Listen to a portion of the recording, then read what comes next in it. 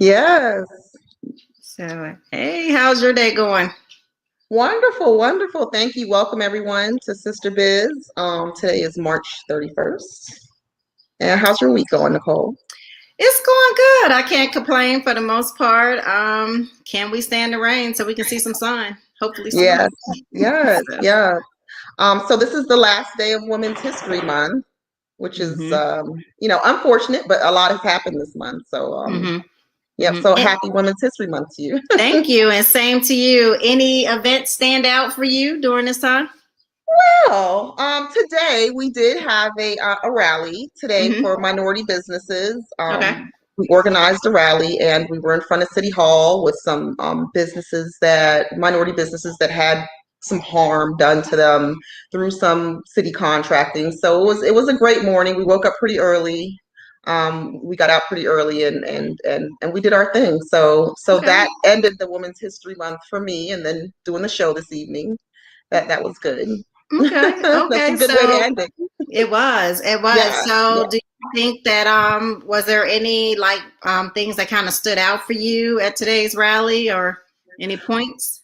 So while organizing the rally, I think that a lot of more businesses wanted to come out. There was concern that there would be retaliation from the prime contractors that they deal with, which, are generally majority white prime contractors. There was concern from some of the businesses that the city, could potentially retaliate and not want to do business with them if they spoke out. So, that's always an indicator of the culture that we're dealing with and the environment that we're dealing with, that it is difficult to speak up and speak your truth, and it shouldn't be that way. So that was one of my observations, that a lot of people were very, just in organizing it, kind of like, are you sure you want to do this? Can we do this? I'm going to be there. I really shouldn't be there. Trying to figure out ways to disguise themselves. It was interesting. So we had a decent crowd of people that really were ready to speak out on some injustices that they'd experienced. So hmm so it's unfortunate when people are in fear, especially business people. This isn't. Um, they're dealing with criminals though, so you have to think of it that way. Unfortunately, Exactly. Okay. yeah. Anyone from the city come out to respond or? So we had it specifically and strategically. I scheduled it during the Board of Estimates when they were awarding contracts with minority participation goals on it. So it was a little more difficult for some of the people that, like the comptroller, the mayor. They were in progress. So during the Board of Estimates, so no one came out. I think the word had gotten out that we were going to have the rally, but yeah, no one came out to address. But the media was there, some media, and so there'll be some write-ups and some things that may come out of it. But Good. yeah, we just wanted to instill some hope in some of the businesses that are just, there's such despair right now in the contracting throughout the state, but hmm specifically in the city, it's pretty bad. And so just trying to give people hope that they do actually have advocates that are out there for them. And if we have to go out there every week, like I said, and if we have to protest every award, and if we have to, expose everything to get things done right, then that's just what we're going to have to do. I mean, we can't let up, and we have to keep pushing now that this started. And we certainly want to start a movement, not just a moment. It's a movement. And it's so important hmm because, the president just put out a bill that he's got for $2 trillion for hmm improving infrastructure. At the same time today, Governor Hogan and the state representatives agreed on how they're going to distribute $2.9 billion and infuse it into some of the same areas. So these are all going to bring opportunities for contracting. And so it's very critical now, especially with the COVID recovery, for businesses to get into the businesses that do that work. So we don't miss hmm out on, I mean, trillions of dollars and billions of dollars. A lot of that, we've got $2.9 billion that's going to be spread throughout the state of Maryland. hmm This is Okay. critical. This is critical. This is going to make or break us. So these programs that have these mandates and requirements to use minority businesses, and these jurisdictions and the state and the cities, they have to use minority business. They have to invest in us. They can't keep using these out-of-state contractors. They just hmm can't. So So yeah, I'm very passionate about all that. Last week was great speaking to Mr. Spencer, and that Mhm. was just, Mhm. yeah. So it kind of like put that, you know, Fire. that cherry on top. Yeah, Mhm. yeah, Mhm. yeah. So we have to really stay diligent. There's so many activists in the community, Mhm. and what I foresee is everyone has a different purpose. It's not all about business. Some with homelessness. Christina Flowers was out, and she's a huge Okay. advocate for Mhm. homeless. Yeah, and so I foresee all of us coming together and working together to just get things done. And if our government can't do it, I think we need to look for funding, and we need to do it ourselves. Mhm. We need Mhm. to do it ourselves. And that's pretty much, you mentioned some important pieces. Definitely, I want to, find out more about the advocates that are out there pushing, for the minorities to basically have the even playing field. Can you tell us a few of those advocate groups? So today we were out with the Maryland Washington Minority Contractors Association, and Wayne Frazier is the CEO and president of that organization. Okay. And he's been a huge support for me when I was in the city, and after. He was always very supportive. So he was out with us today, and that's someone that I've partnered with. And Donnie was out covering things today for Be More News and the Black USA News. So we have those advocates, and it's really difficult. Again, Christina Flowers, she advocates a lot for homelessness, but just for Mhm. the city in general. Kim Trueheart, she's always been an advocate for the city, someone that I've highly respected. And so I think, a lot of times we're all kind of on our own missions, but Mhm. there's strength in numbers. And when we start working together and advocating just as strong for what they feel is important, it's all intertwined. Right. Minority businesses, you feed your minority businesses. We're not asking for a handout. We want to work, and we want to earn Right. what we've worked for, and we want an even playing field. And so when we get that and we give back to our community, and we're taking vacant homes, and we are building developers, because the developers come from out of state, and they Mhm. develop, and they don't understand Baltimore. So Mhm. when we got these people that are here, that were bred here, that understand it, and our businesses, and they stay here when the project is done, and we can develop housing for our homeless. We can develop Right. those shelters. This is going to be we have to have a huge community movement. Mhm. Everyone's got to put their egos aside, and we got to get on the same sheet and get an agenda together and stick to it. I think that's very important. And I so do we too. can do it. I mean, we can absolutely do it. We keep waiting for politicians, and, we're disappointed. 4 years ago, oh, dang, another 4 years ago, oh, Mhm. dang, oh, another 4 years ago. No, I think it's really time for us to pull together and we can do it ourselves. We need to Mhm. do it ourselves. We can't wait on them. And we have to press and press and press. A lot of budget and finance comes from the government, and we Mhm. just have to press them. And we got to work together and press them and respect each other and press. There is Mhm. so much strength in numbers. And it was very nice to see her out today and us being on the same sheet. And I'm going to be at any event that she has, regarding homeless.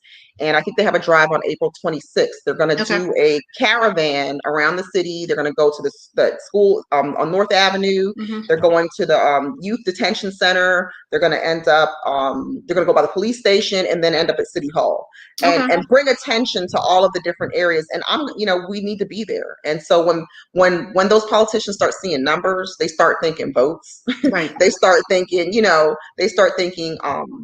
money. We Mhm. need to form our own PAC, our political action committees, get money. And if that money makes them talk and money makes them act, then we'll just hold that money and we won't contribute to their campaigns. We got to Mhm. take Mhm. control. We have to Right. take control, and we can do it. The people can do it. I know we can. I know we can. Okay. So pretty much, I mean, I'm new. I did not apply for the Baltimore City's MBE program. I went through the state, but Mhm. I mean, just doing business in the city, I will say, the real estate was challenging in one area, but now with the actual brick and mortar location, it's so convoluted. The Mhm. process. It's like one Mhm. agency doesn't talk to the other agency. It's a lot of breakdown in communication. Um, I definitely feel the where people are scared to speak out, because I know that's been said to me, like, "Oh, are you afraid? you know, if you're too vocal on certain issues, that they would retaliate, you know, whether it's, you know, my response is like, my water bill's already high, can't get no higher. You know what I mean? What, they gonna turn the faucet on? My taxes are already high. The only thing they can do, you know, is fine you. But then I have cameras in almost, you know, every piece of property that I have. So the burden of proof would be on them, you know, because I'm gonna play those videos. But my thing is that I do understand people, the fear, because it is something that is always said to me, like, if you raise this issue, because I know, like, where I'm located, we have some issues with our city councilman not responding to a lot of issues that we have from the potholes. I can't hear you. Who's the city councilman? Bullock, John Bullock. All right. Potholes, car crashing into my store. You know, we've been through the ringer, you know, but right see, here. that same councilman, location. they were probably around trying to get donations. They when it was time to vote, and that's what that drives me bananas. You know, you have time to come out when you're campaigning, and you will be in office. You know, they can't say, "Well, I'm in office now, I don't have time." Right. It's unacceptable. Well, I guess to his credit, he has a large district. He's District 9. And I guess, like, you know, he's gone through whatever issues that he has, you know, but you're right. Accountability is everything. Everyone here is just like so okie doke, because what they say is that he doesn't have anyone to run against him. And so it's just status quo. So that's kind of what you find. We got to get somebody to run against them. Light that fire. Yeah. Well, that's what they're doing now. Like, I think everyone, after this debacle with, BG&E, the gas lines, and all of the potholes, literally you'll ride down Lombard and Pratt Street, and you have to get out and check your car and see if the wheel is still there. That's how raggedy the streets are. And they're pretty much how they have done the construction in this area. They're doing gas, pretty much replacing the gas mains in a whole square. And so people have nowhere to park. You know, there's been multiple gas leaks. There's been multiple water main breaks. And I'm here to tell you, they wouldn't have did this in Roland Park. Right. So they wouldn't have did it in Roland Park. Right. So so that's poor planning, you know, and that's where we have to form those political action committees. And it has to be one united political action committee that's with the people. And the people are contributing $5 and $10. You know, we don't need those big businesses, because they're not going to control us. And then that's how you control Councilman Bullock. You put someone opposed that's going to go against him, and you know, we're not going to contribute to your campaign. We have the money. We're not going to contribute. That campaign contributions, for whatever reason, drives these politicians. I don't know what they do with it. You know, it's beyond me. I don't understand why it's so important. You know, you got to wonder what they're really doing with it, because it is just like they'll do anything for campaign contribution. Right, so, right. I don't get it. I really don't get it. I mean, well, because all of that money's accounted for, right? They have to report it to the state. I guess. I don't know how. But they can also use it and give it to other politicians that are running, you know, so maybe it helps. I mean, I really don't get it, because a lot of them don't run commercials. It's a lot of ads, paper ads that end up being trash. And like, if we need any more trash in the street. So you're handing out flyers, you're spending a lot of money on that. I really don't know what they're doing with the campaign money. I mean, I really don't. I would love a candidate to come forward, and I always say this, and people think I'm crazy, that wouldn't ask for a dime. Just don't. I mean, don't ask for any money. Just go out and campaign, knock on doors. Don't leave me any flyers. Leave that impression, and don't ask for any money. And that way we know you're not controlled by anybody. I think one of the best things that Baltimore City has done in regards to politics was decrease the size of the city council. I think that was one of the best things that was ever done, because you have all of these people that have these part-time jobs, and that's technically how they run it, as part-timers, where they're nowhere to be found when these issues are pressing. So to me, that was one of the best things, because I remember it used to be like, almost 2 for every district. It was crazy. You know, Yeah. now it's not like that. I'm not a citizen of Baltimore City, you know, but I'm aware that now it's just like one person. And I think that that was one of the best things because, you know, it's a drain to me, you know, when I look at I guess the outcome that I see now. I can only speak to what I see. And it's like you're paying these people close to $72,000 a year for Right. part-time work while they hold other jobs, and they only do probably 15 minutes worth for. I'm just saying. Right. You know what I mean? Like and a lot of them are only in it for that 2nd paycheck, and that's the sad part about it. In a city that's struggling so much, that has so much potential, it's very sad to see that people actually take the time to run for office that really don't want what's best, and you know, they end up selling us out. But but we just have to stay up with this. People need to know the money is coming, and we need to hold them accountable. We need to track it, and we need to make sure we know what they're doing with the money that's going to come from the federal government for this COVID recovery. Is it going to go to some schools? It's supposed to help. Also, some of the money that they approved today with the state is supposed to go and help with like telecom. So there's better telecom services for internet and wireless providers. So we got to watch that. Otherwise, that money's going to disappear somewhere, and then, you know, years from now we'll figure out somebody did something with it that weren't supposed to do with it. So. Now, are there specific names, I guess, that people can kind of tune into to find out the information regarding the reports or where the money is being spent or proposed to be spent? I do believe that Baltimore City they're supposed to have a tracker to show where that money is going to go. Statewide, I don't know how they're going to track it because the money's going to go to different areas. And we do need to see exactly where they're distributing the money. And then we need to posture our businesses again to get that work. You know, we need to definitely posture our businesses to get that work so we can see it. We can actually actively see it working in our community. And then when those businesses are doing well, they're going to go out to our restaurants, and they're going to go to our stores, and they're going to pack and ship things, and, you know, things, you know, we'll see that circulating in our community. And that's what we really want to see. So I'm hopeful, but we just got to keep an eye on it. We can't let up. Right. Yeah. My thing is it's just so convoluted. The whole, like, I'm learning so much about the whole political arena. Because myself, I will say, it's like, but I guess if it doesn't directly affect you until you're in it, you don't really, think about a lot of things. Like, until I had children, I didn't really think about the schools and things like that. And now it's like, oh my, I can't move over here. So it's like, I'm becoming more honed in on it. And I think that with COVID happening, it's been like a gift and a curse, definitely, for a lot of businesses, because it exposed a lot of opportunities that we were, number one, missing, as well as times that we were not prepared. We want to do business, but a lot of people don't know how to do business. And I think it's like going back to the basics, because that's kind of probably where a lot of people need to start and will be starting. So I guess, like, where should they start?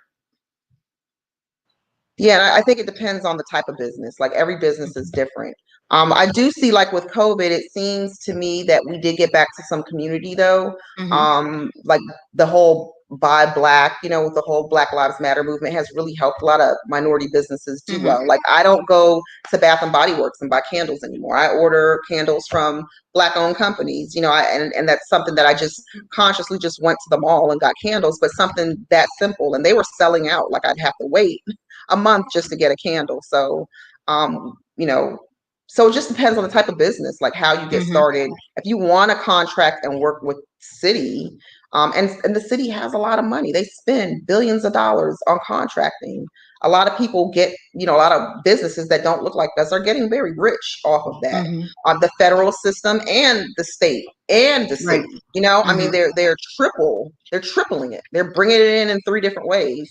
And that's what we have to start doing, but we got to support each other to do that. It's going to take support. We've got to learn how to work together and really attack these diseases. I think they're diseases. We have a pandemic going on, a health pandemic, and then we've got a social pandemic going on and an economic pandemic going on. And so we've got to put, that's the vaccine is us working together and not compromising. and really, really working together. We have to. So there's too much money. Now people really need to know there's too much money coming into Maryland, and we need to track it, and we need to make sure it's coming to our communities and our businesses. Mm-hmm. One thing that I find, I think on both sides of the spectrum, because I know for myself, I live in Calvert County, and I know like some of my affluent, I won't call them friends, but I'll say associates.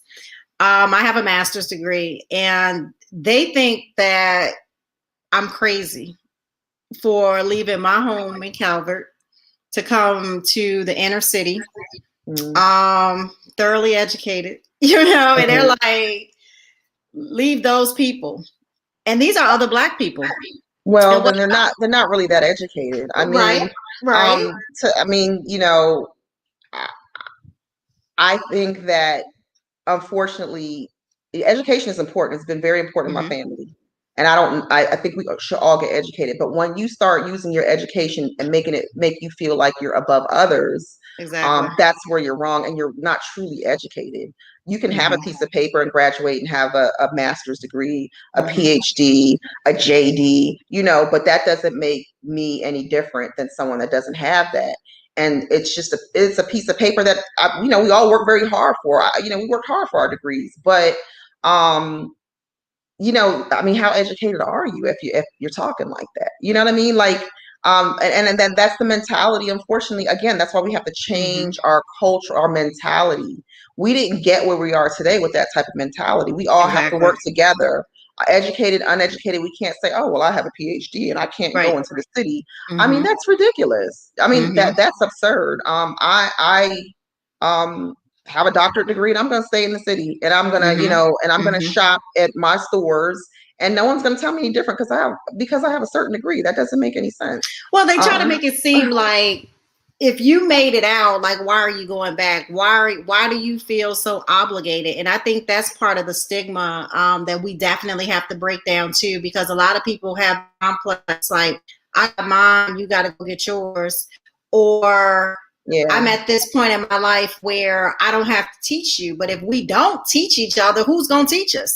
Because look where we are, you know what I'm saying? So it's kind of like we have to try to pull in as many people as we can to teach them about these different programs and stuff, and kind of break down that, you may have made it to a certain level, but at the end of the day, we see what happened to OJ. You know what I mean? Like, I use that as a case in point. It's kind of it's about giving back. You have to give back. Like a large business that grows in like an MBE program should mentor and help grow another small business. Women like myself and yourself that have degrees, we need to educate our young brothers and sisters. And, if we feel that piece of paper is so important, we need to make sure they're getting that piece of paper. But we also we're human beings. And for me, I don't care how many degrees I have. I don't care how much money, my husband and I may have. I'm not better than anybody. And it's all about humanity for me. And until we get that mindset, we're going to not get anywhere. So to me, like when I first moved to Baltimore, a lot of people were like, why are you moving to Baltimore? People that were from here were trying to get out. And it's like, get out of what? This is a beautiful city. The architecture is beautiful. They're pushing us out. And a lot of white people are pushing us out. And yes, other cultures come into our city and they open stores and they open businesses and they thrive in their families, and then they leave and they go somewhere else. And then, so we've got to be accountable for that. We really have to be accountable for that. We have to stay within what's wrong with being in the city. Nothing. I don't see anything wrong with being here. I went today to a Black Beauty Supplies. I need to get my hair done. And I drove across town to make sure I used my Black business. I don't know how many Black businesses they have in Calvert County. You know what I mean? But not many. So, right. It's some, but not many. Yeah. So how do we serve our communities if we think we're above our communities? I mean, that in itself, that's another disease. That's a pandemic. That we got to overcome. Otherwise, we're just not going to get anywhere. Martin Luther King had degrees. And if he just said, "Oh well, I'm not going to go back," where would we be today? So, right. So this whole idea of when you become elite and this Black elite that doesn't have to give back. It's unfortunate, we need to that's break it down. It's got to be broken down. That's It's a complex. That is a miseducation, and our, you know, as being Black women, we see it all the time. Like, oh, I got this degree and that degree, and we hear it all the time. But that really doesn't. That's an accomplishment, and it should be applauded. But again, we got to get back to humanity. At the end of the day, that to me is important. It is. It is. We're on the same page with that, because I'm telling you, it's just weird to hear stuff like that. You'd be like, I know I do, because it's just weird, you know, for me and everything, because it does. And I think that's just like definitely step number one that has to be, you know, dealt with within our own. And just getting back to the whole premise of really, people talk about Black Wall Streets. We hear it all the time. Just almost every city has some type of movement of Black Wall Street. But a lot of times people don't, if you're not in the fold of the clique, they don't come out to your business or want to support and embrace your business. And one thing that some people haven't done the exact history on Black Wall Street, where the point of that dollar stayed within that community for almost a year, right? Yeah. Before it would leave. Yeah. But they were able to do all kinds of businesses. And I think that that's one of the most important things that people have to get back to. We all can't do the same thing in order to have a Black Wall Street.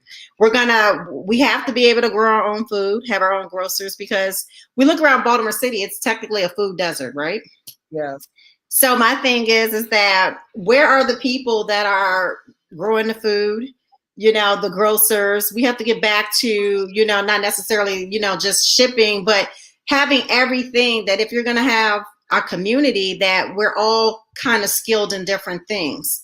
There can be overlap. I'm not saying that it can't, but it's just that that's what they had, where they were able to have their own. We can't all have clothing lines. We can't all, I'm just being honest. We can't all have record labels.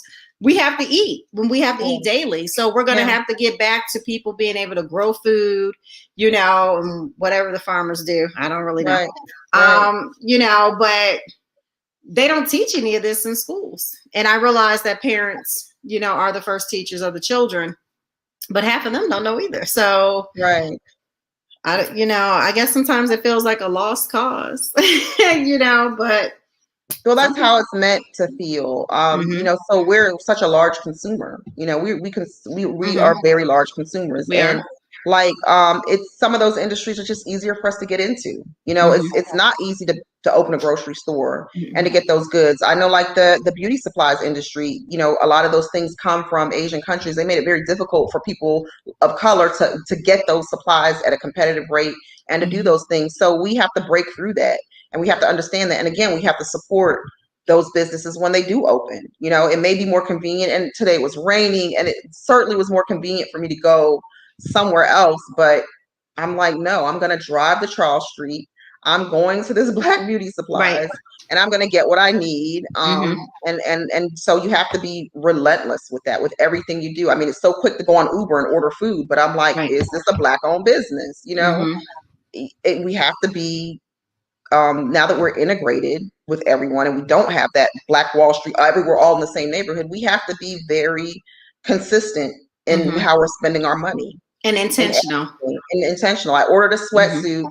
There's a Black designer who I would love to interview on the show. Okay. On Instagram, Michaela Pabon. She's got like these cute sweatsuits, and it's gonna take a while. You know, it's just her. She's running the shop. She does the designs herself. Okay. You know, I ordered my sweatsuit, and it may take me 3-4 weeks to get it. But you know what? You know, I look for Black sneakers, a Black-owned sneaker company. I found some. They're selling out pretty quick. But, you know, I mean, we have to just really be intentional. And so that's how we're going to keep the dollar going around in our Black community. But we just can't say, okay, I need to hurry up and get this. And we have to be intentional. So exactly. Be patient. Exactly. And understanding, because like I see people, and I saw this thing going around social media where it was talking about quick we to on Black businesses, other Black businesses, if they do that one thing, or if it's too slow, or it's not. But we'll go to McDonald's and they'll mess up our orders about umpteen times, but we did them all. I mean, exactly. You know. Exactly. And it's we have to be retrained in a lot of things. We do. And patience is definitely one thing that I definitely have found myself, you know, pushing more. Right. Encouraging myself to definitely be more patient and understanding. I'm pretty much flat anyway, but you know, for the most part. So you know, we really do have to kind of work on, you know, a lot of things, but Yeah, it's a mindset. eventually. We got to hold each other accountable. Mm-hmm. You know, Mm-hmm. we got to hold each other accountable. Like we expect when white people are in the room together and they start saying racist things, we want that someone to say, "Hey, you can't do that," you know. And so when we start taking on some of their personality and doing that in our own community, we've got to check each other and say, "No, you We know do. what? You can't say that," or "No, you really shouldn't do that." You know, we've got to hold ourselves accountable, and it is a Mm-hmm. lot of work and it can be exhausting. But Mm-hmm. you know, what else are we here for? But to Right. show and improve. You know, we've got to Right. definitely improve our community. We do. We do. Yeah. And my thing too is that, you know, coming from the real estate side, I tell people all the time, when you look at areas like Inglewood in Chicago, which is probably what some people would consider to be a very rough neighborhood, at a time, right? But now you have so many different external real estate groups that are buying that land. And it's the same with Baltimore. If it was really that bad, why are these real estate investment groups still investing their money here? Absolutely. And I think there was a book called Not My Neighborhood that really touched on that. Yeah. You know, Yeah, I read about that. how you devalue the land with the crime and the political nonsense that continues to happen. And then they're selling the land for cheap. I mean, we're living history again. You know, Yeah, just look at the house prices that are selling. I mean, in some areas, you know, the city won't let them go for less than 5,000. You know, when it used to be a time that they were selling them for $1. It's like, think about the money. People are still investing. They would not be investing here if it was not an ideal location. So I believe in Baltimore. I'm hoping. I don't know what's going to happen. Like, people keep asking me about the mayor. Like, I remember Brandon when he first, the city council, because we actually lived in his district his first year.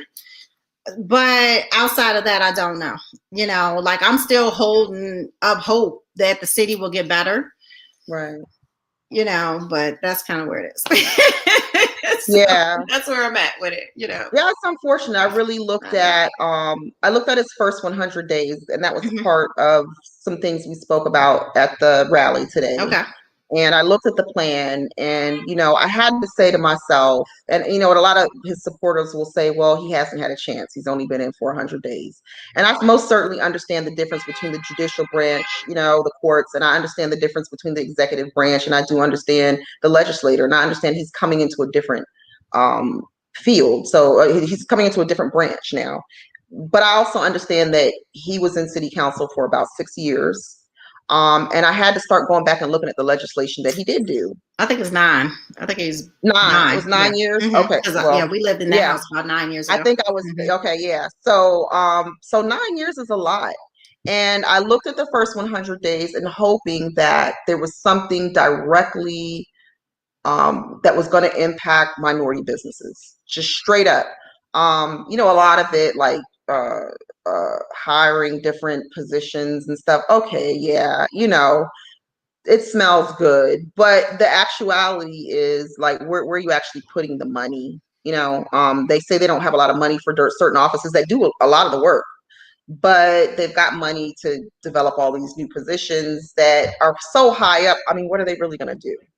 Are they really going to do any work? So I really looked at the first 100 days, and the one thing, there's a small local business enterprise program that was supposed to be within the Minority Women's Business Opportunity Office that they never did. It's in legislation, I think, since 2015 or 16. And the office, that part of the office has never been established. And that's part of it, of what he wants done. And they haven't done anything with it. And that's going to take a lot of people. I saw it.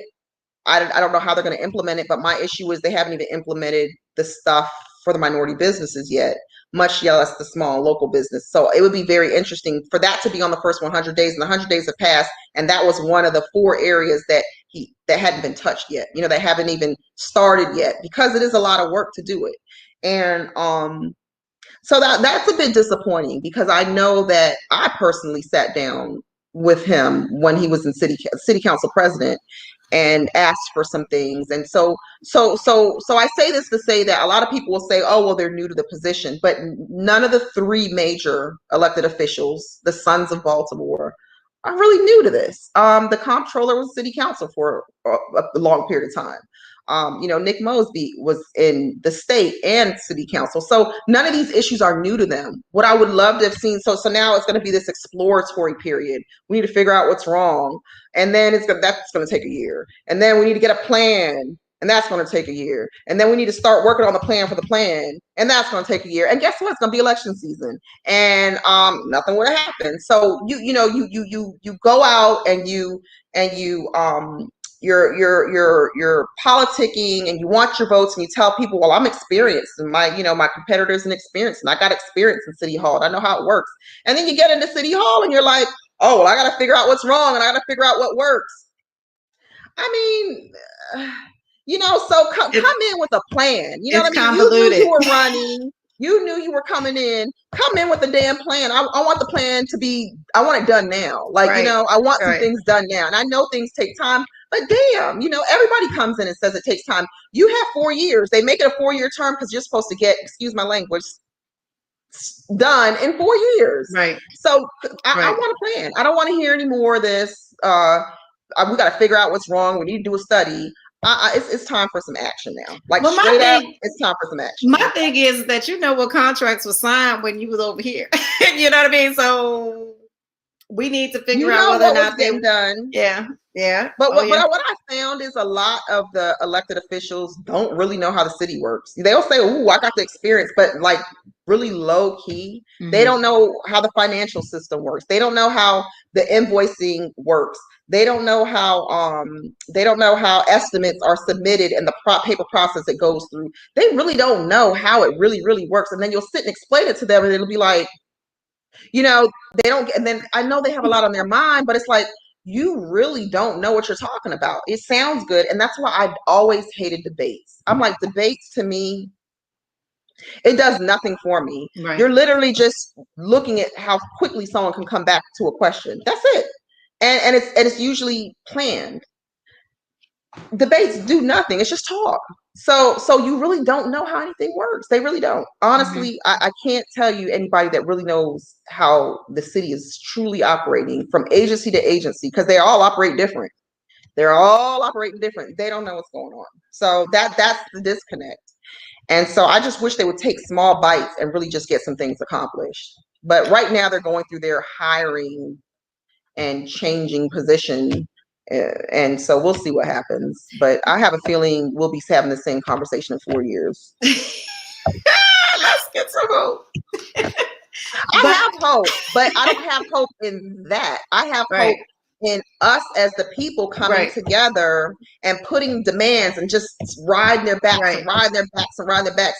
Then they're going to get stuff done because they're not going to have a choice. But if we don't focus, they're waiting for us to lose focus. They're waiting for us not to remember what they said they were going to do. They're waiting for us to not pay attention to the foolishness. So we just have to stay focused. I have hope, but I have hope in the people. I don't have, I have hope in the people pressing them and coming together and pressing on. Then we're going to see some change. And so that's why the city hasn't really changed, because they have us so divided. Right. They do. Yeah. They have everybody so divided, I think there's fear in us coming together. And so my goal really is to bring us all together, bring all the activists together and just ride these politicians out, really ride them out and make them work. We're going to make them work. So will there be some other events coming up in the future, or is there a way, I guess, that other people can get involved with what you're doing? Yeah. So we have a Black Contractors Matters page on Facebook that we started, so people at least can keep up with what we're doing. We do need to address the state issues. We addressed the city today. We're going to have some demands come out on what we want done immediately. And these are things that they know need to be done. And that's not going to cost them any more than they're already spending. Right. And these are immediate fixes to issues. And then we need to focus on the state So for right now, we're going to focus on the city because that's where we are, and Baltimore is always in somebody's headlines. And we're going to change the page, and we're gonna be a positive headline, and it's going to take the people. It's going to take the people. They work for us, and I'm going to make them work for us. They're going to do their job. They're going to earn their paychecks.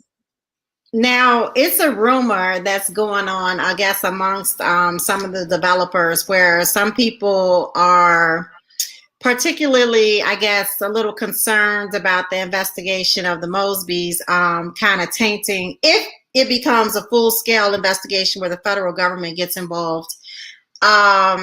They're saying that funds could be withheld from the city.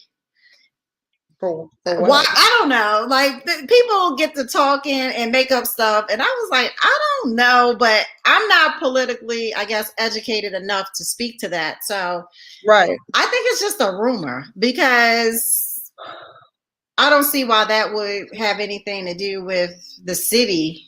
No, I mean, Their what they're personal being business. investigated for, and the federal government is investigating them. I guess they don't have anything really else to do. There's some contracts they can probably look into. It would keep them very busy. Right, But right. How about that? while they're investigating how they reported their taxes or campaign contributions, has no reflection on the city funding from the federal government. The federal government has already sent things to the state. The governor hasn't said, "Oh, Baltimore's not going to get any of that $2.9 billion today." But there is corruption, and we do need to watch that money, like I was saying. But that doesn't have anything to do with them. I don't think they're being accused of misusing public money. It's campaign money, or how they did a tax. How they filed their taxes, which. Okay. I think, it's that I don't think it has anything to do with that. So that wouldn't withhold anything, in my opinion. That wouldn't withhold anything from the city. That's kind of what I thought, because it made absolutely no sense. But they're like, oh, there's this way, and I'm like, no. And I try to be a straight up person, and but I do see this focus on the Mosbys, and it kind of just it may spawn from an investigation. Let's say what the IG started with the investigation, but the IG's investigated a lot of other things that I know of personally, and where there was forgery on contracting documentation. I needed that investigated by the feds. I need pass-through companies that are set up just to help these white crimes break the law. I'm going to need that same energy. Right, given to them. I need that same energy for things like that. I mean, there's a lot they can investigate. Right. I would kindly guide them in the right direction of some things that are going on, and that will be very fruitful, where my public dollars have gone into, that I'm concerned about. But that's it's not a witch going to our hunt. children. Yeah. Well, yeah. I mean, a lot of people do see it as that. And so when you start seeing that, you got to wonder, who's leading it. What are their motives? In my opinion, I think it may be someone that, of course, may be running for state's attorney at some point. That's how I look at it. I always look like they start campaigning before we even realize it. And I did see some of the news channels starting on Marilyn Mosby late last year. I'm like, here we go. Once the election was over, the mayoral election, it was like, all right, let's get started here. So, and you can see where some stations donate some of our local channels, and who they support and who they don't support. So it becomes real obvious. You just gotta, I'm always observing what's going on, and if there's something there, there's something there. But I think if my mother would always say, if you look hard enough, you're gonna find something anywhere. Well, I mean, a lot of the stuff that I'm seeing is kind of silly, like, ooh, they bought a house. Well, they're Black people, and so we have people in Congress that buy a lot of houses. You have people, Governor Hogan. That to me, like that. So I've been trying to stay neutral with the whole thing, but when I saw that they bought 2 properties, it was embarrassing. Like that was it for me. At that point, I was like, "That's all you got? No, really? We can't purchase homes." The state, Marilyn Mosby makes $250,000. Right. She can't buy no house though. She should buy no house. That is public knowledge. You mean to tell me she can't go buy 2 houses in Florida? Nope. And rent them or whatever the hell she wants to do with them? Are you kidding me right now? So if you're going to make a big deal, I want to know how many houses everybody owns. I'm sure Jim Shea owns a lot of houses, the city solicitor. Who's saying that? Because he's a white male. Right. You know, Marilyn Mosby's an attorney. I mean, come Mhm. on. I mean, her husband is he's an engineer. He's a professional. What's the problem? That's insulting to me. It is. That insulted me, and that's where I just said no. Right. Yeah, I'm not with this at all. That was ridiculous. That was a ridiculous headline. It was. Yeah. And shame on them. I mean, and they were pushing it. And here this is like Baltimore media, like pushing it. It's like wow. Black people cannot own houses. No. That's what that told me. Yeah. And it's sad. It's sad. We both own houses. So how do you feel? I mean, are they coming after us next? I mean, yeah. It was the most ridiculous thing I ever saw. I was like, what else you got? Because that doesn't make sense. So I mean, we'll see. Baltimore City, I'm hopeful. I think that there needs to be a lot of shakeup, as well as the hiring. They need to do some shakeup from the bottom to the top, in my opinion. They're not going to. Okay. Not this administration. So not with what I've seen thus far. There's not going to be a shakeup. I mean, there was talking, I'm not with the status quo, and I'm gonna shake it up, and there'll be no shaking up. But you know, it is what it is. We got what we've got, and we just got to make them work now. So yeah. I mean, my thing is that the youth, mobilizing the youth and trying to get them more engaged, because I know, you know, I've missed that portion of my life, and I really was not politically engaged into a lot of things. But now, being a lot older and being more aware, and wanting my kids to be aware of things, you know, just trying to reach back to the youth. And it's so many things that have come to the surface with our school systems, which is one of the reasons that we relocated from Baltimore City, because I was just totally disenfranchised with the school systems, but to a different point, because I do have one child that's autistic. So we were looking for different services that the city could not necessarily accommodate. So, you know, just how do you think that we can mobilize, I guess, the youth to be more engaged to the process, and starting young? Because that I think is part of the issue too, because we have like the squeegee boys, which have become a hot topic. You know, just to the kids not having any rec centers or places to go to, and yet Baltimore City has one of the highest tax rates, you know, in the state of Maryland. And it's like, we lack so many different, why is that? Like, to this day, I don't understand how the taxes could be so astronomical, you know, and yet the city lacks, or at least they say they lack so much, you know, to support the children. So. Right. And it's like, what are we doing with what we have? I don't know. And it's just not us not holding our leaders accountable, because like the schools shouldn't be failing, and we've got the superintendent that should be doing something. And if you're not, then you got to go. I mean, that's just the type of reaction we have to have, and the love we have to have for our city, and respect we have to have for our taxpayers, and respect that we have to have for our citizens, and they need to have for their constituents. And but we don't see that. Here, these politicians are doing too many favors for their friends, and you know, engaging in these cliques and these cults. It's like a cult-like behavior, instead of saying, you're not doing what you're supposed to do. I don't care who you are. I don't care who you know. I know you know my friend over here, but you got to go. Next. So and it's just difficult. So we just keep repeating the same behavior and thinking something's going to be different. Our schools are messed up. Why? We spend a lot of money. Our schools should be great. I mean, we spend a lot of money on our taxes. Our schools should be in a better position. If they're not, what are we doing about it? Who are we holding accountable? What's changed? You know, we know what it is and we're complaining about it, but what are we doing to change it? For me, I came back because like I said, we left the city, but I came back because I do believe that will I bring my children back? Not yet. No, I won't. Not until the schools are definitely in better shape. Like I can't honestly tell you that I will buy a house to live here with my children because there's, the one is still very young. Right. But maybe in time if the schools do improve, but right now, I mean, they build the magnet schools like right here on MLK, they're building a brand new school. So I'm assuming it's a private school that it's right across from the University of Maryland. Yeah, it's a Catholic school or something. Okay. Yeah.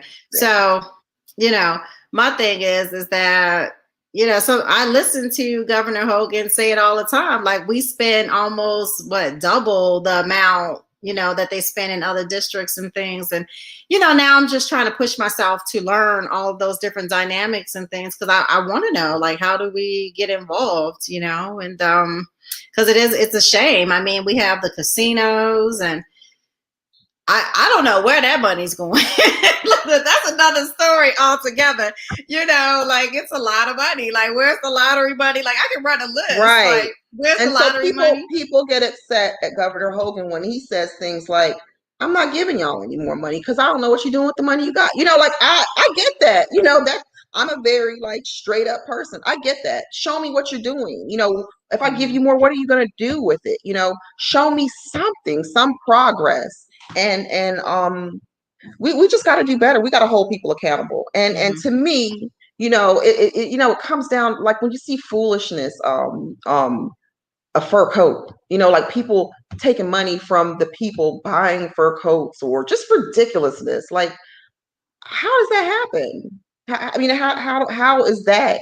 How is that okay? It's not okay. That's the wrong mentality. But we keep putting those people in places, and so they take us for granted. But they're going to have to stop. We need an uprising. Like we need an uprising in activism, like straight hardcore an uprising. That's how it's going to change. And see, I think on the flip side of that, where we want to come together, I think a lot of times too, we're up under the notion that just because they're black, or they're for you. I don't get that. We started. Yeah. So it becomes, if you're not part of their, not just clique, sorority, fraternity, whatever organization, then you're technically an outsider. You see a lot of that, but it's not just in Baltimore, Chicago's the same way. A lot of your cities, it just seems that we're like that in any type of status that we can kind of have to separate ourselves. But at the end of the day, we're still, and I think Jay-Z said that best, and we have to get back to that. Yeah. Because, my father used to say, whether you were in the field or in the house, at the end of the day, that last word was the same. So either you're going to, put the work in and go and be able to pull. And that was one of the reasons why I decided to come back to Baltimore, to put my business and do business here, because I truly believe that the city is a great city, outside of all of the political, whatever goes on, the schools and things, because there is a chance, but we have to get outside of that mindset to stop thinking that everybody black is for us, because I just truly, I've seen some things where I just be like, I got questions. Right. Like, I got questions. We still have to have open arms for those lost souls. And here's the reality check. Again, this elite group. Michelle Obama was a Yale graduate, law school, the first lady. And when she talks about I think it was her thesis. Basically it was, after all this, look, she knows she's still black, and look at how she was treated. And we were talking about the White House. You were in the White House. Exactly. So that's a reality check for all of us. None of us there's only been one black woman that's been a first lady in the White House. And look at how she was treated. So that will tell all of these elite folks in Chicago and Baltimore, whatever, that think because they have this, they're better than everyone. Or because they run a business, they're better than someone that may have a job. You know what I mean? Like there's just so many levels to this to this grouping and Illusion. classism. So Yep. just remember, like Michelle Obama got it too, and they treated her like what she was, a Black woman. And so they're not better. No, none of us are better than anyone. So that's the reality check. Exactly. And one thing that, just to touch on what you were saying is that I've started pushing myself. Like, you know how you used to walk down, well, I used to walk and you might see someone and you would try not, like you may not want to speak. I'm intentional now to my people. I'm definitely more intentional. Like, I know I do it when I leave the country. Like if you go to a certain place and you may not see like a whole bunch of Black people, you'd be like, hey, Yeah. But now I'm so intentional about wherever I go to speak, because I think it kind of opens up, just even, I don't know, like it just kind of changes the aura, because a lot of times we're so used to not speaking to one another, walking straight past. I want, but now. But you know what's crazy, Nicole? You know what I've seen in those instances? I've seen a white person in a place where it's mostly Black people. And we go out of our way to say, how you doing, to make them comfortable. And we walk right by our sisters and brothers and we don't do that same thing. It will be like, I literally watched it one day when it's like, hey, how, like this enthusiasm to make that one white person in a Black area feel comfortable. So, yeah, hey. We got a lot of work to do. We do. So I'm going to say, with whatever degrees I have and whatever I think I've accomplished, I'm going to say on the air, I embrace everybody. You are welcome. I would like to work with anybody from anywhere, because I am not better than anyone. We are all sisters and brothers. And I've got my boots on. I had my boots on this morning and I'm ready to go. So I'm with it. I don't care where you're from. I don't care, what you have and don't have. I don't want to sit and talk about my degrees. I don't really talk about it a lot of times. I don't even mention it, because it really is something I did for me, and I didn't do it to talk about it. That's just something I did for me. So, hey, I'm grounded and we're rooted, and I'm ready to go. We're ready to do some work in this community. We're gonna get it done. Me too. Me too. And and me too. Same applies. My thing is that it's just, we could be so great if we just break down a lot of these barriers that's within us. And I mean, like I'm telling you, it's just one day at a time, one step at a time, one person. We can't save everybody. I think Harriet Tubman said it best. Look, everybody can't go, and that's what it is. So we're gonna try.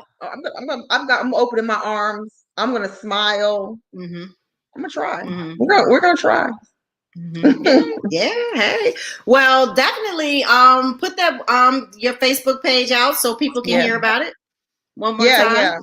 I was Black Contractors. We just did it today. Black Contractors. Okay.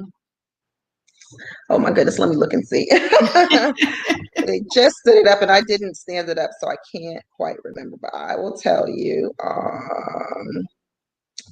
Let me see if I look, is Donnie looking? Yeah, he'll give me a hint. Black Contractors Matter. Yes, Black Contractors Matter. It's been a long day. I got up so early to get batteries for the megaphones and was running around and hand sanitizers and planning a rally is not easy. Yeah, well, I salute you for definitely getting out there, on that issue. I would love to be of service. Sure. I guess I'll be external because I never applied to the MBE for Baltimore City. But I do want to know, and I think that it is an important topic for us to kind of, so people can start with the basics, and walk people up on pitfalls to avoid. And I guess because last time we talked on the last show, they made it seem like the compliance officers, like no one had no level of accountability. There is none. That's what we talked about today. There is none. If you go to the city today and ask them how much money you spent in the fiscal year, just grab one out of the bag. Fiscal year 2017 on minority business. How much were they actually paid and spent? they have no idea because they don't track anything. There's no way to track anything in that office. We don't know if they're doing poor. We don't know if the city's doing better with minority businesses. We don't know. So anyway, yeah, we'll go through that process. But yes, because yeah. I'm curious to know, so we can know, you know, what to look for, you know. Yeah, so definitely, because that is weird. Yeah. Very weird. Yeah, then we're gonna try to figure out what happened to the lottery and the casino money, because I got questions. Like, what's going on? We all? Yeah. We need an accountability site. That's what we need, and we just need to track everything. Wow. Well, Black Matters, Black Contractors Matter. Yes, on Facebook. Yep. That's how we're gonna get started. Yep. I'm excited. I'm gonna actually click in, you know, myself and join, because I would love to hear more, you know, about that and everything. So I definitely salute you for getting out there today. And hey. Yes, thanks everybody for tuning in. Next week we'll get back to it. Yep. Have a great night. All right. Bye. Bye-bye.